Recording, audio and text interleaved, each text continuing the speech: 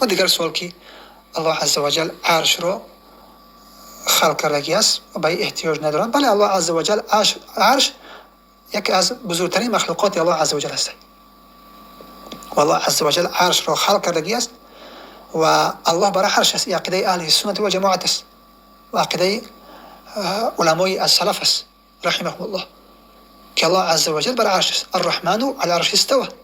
در 7 جای قرآن الله عز و جل این بیان می‌کند که الله عز و جل برای عرش مستوی است. مکان الله عز و جل برای عرش است.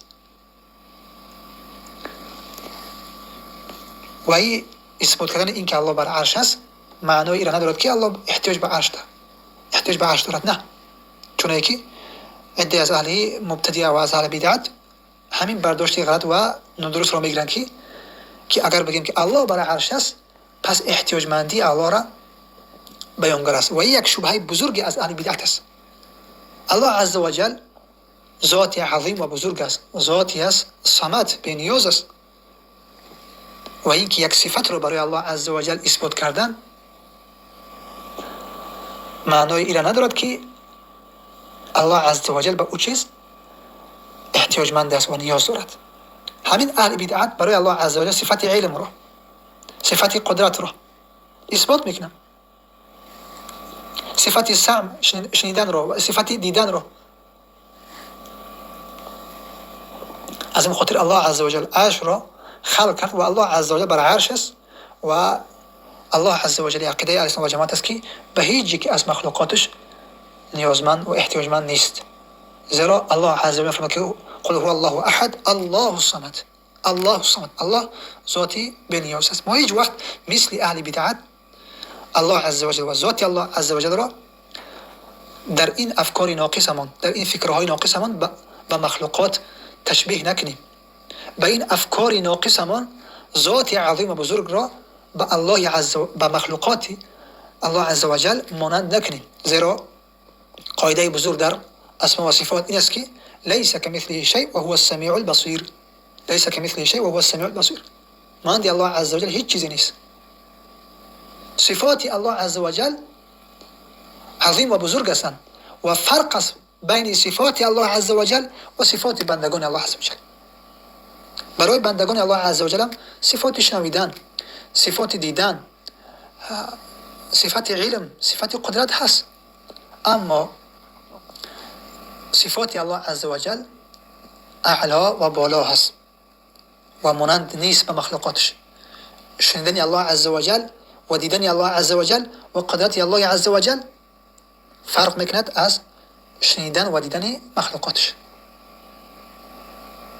در قاعده در اسماء و صفات است که هر اسم و صفتی که الله عز و جل او را اثبات کرده است رسول صلی الله علیه و در حدیث ثابت شده است از پیامبر اکرم صلی الله علیه و سلم او را اثبات میکنیم و هر اسم و صفتی که نفی شده است ما او را نفی میکنیم. مثل الله لا اله الا هو الحي القيوم، برای الله عز و جل در این آیات صفت حی بدن و قیوم بدن، پابرجا بدن و زنده بدن و همیشگی صفت حی برای الله عز و جل اثبات میشود. لا تأخذه سنة ولا نوم. در اینجا همین صفت از الله نفی میشود، ما هم نفی میکنیم. و صفت چی است؟ الله عز و جل نه خوابی خورد و نه خوابی بزرگ، الله را نمیگیرد خواب. لا تأخذه سنة ولا نوم. ما همین را برای الله اثبات میکنیم. یقول هو الله احد الله الصمد اثبات است. صفت چی؟ صفت الله یکتا است، الله صمد است، بی نیاز است. لم یلد ولم یولد ولم یکن له کفوا احد. در اینجا چی است؟ در اینجا نفی است که الله عز و جل نه تولد شده است و نه تولد کرده است. این نفی میکنیم. همین صفت تولد کردن و تولد شدن را نفی میکنیم از الله عز و جل. پس قاعده در اسم و صفات این است که هر اسم و صفتی که برای الله اثبات شده ما را اثبات میکنیم. الله برای خودش اثبات کرد ما را اثبات میکنیم. پیامبر اکرم صلی الله علیه و آله اثبات کرد ما اثبات میکنیم. نفی کرد ما نفی میکنیم. دیم قاعده مانند نمیکنیم. دلیلش لیس کمثله شیء. لیس کمثله شیء. سوم قاعده در اسم و صفات این است که ما در اسم و صفات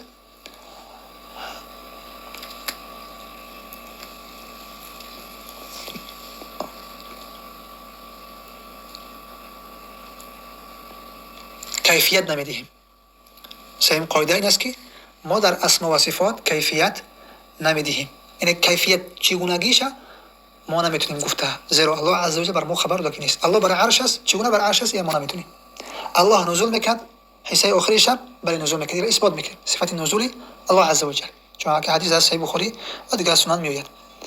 ولکن چگونه نازل میشود این را ما نمیتونیم، میگن کیفیت و چگونگی. پس در اسما و صفات الله عز وجل کیفیت داده نمیتونیم، زیرا الله عز وجل بر ما خبر داده که نیست. بارک الله فیکم.